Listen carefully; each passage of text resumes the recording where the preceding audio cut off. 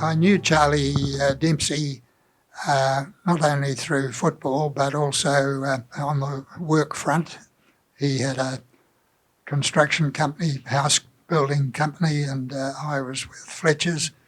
So we knew each other, and on one of my business trips to the United Kingdom, Charlie was good enough, at that time he was president of Auckland Football Association, and he was good enough to arrange for 2 tickets to see a soccer match at Hampden Park in Scotland.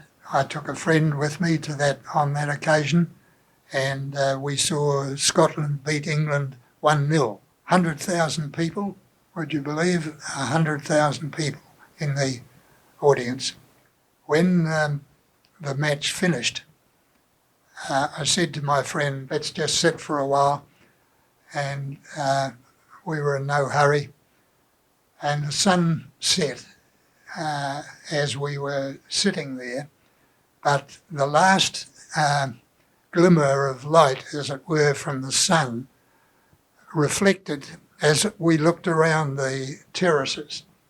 I was going to say hundreds, probably thousands of whiskey bottles that the spectators all had pocket whiskey bottles in those days. Of course, they just threw them on the ground, and the sun was just catching the glass. It was a wonderful sight. I wrote to Charlie while I was still over in the UK and thanked him for what a wonderful day we'd had.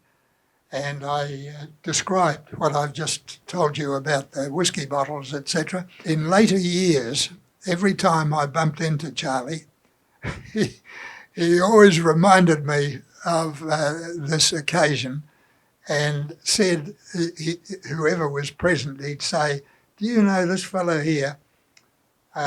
He saw Scotland beat England, 100,000 at Hampden Park, and he wrote, and in his letter, he never mentioned the football.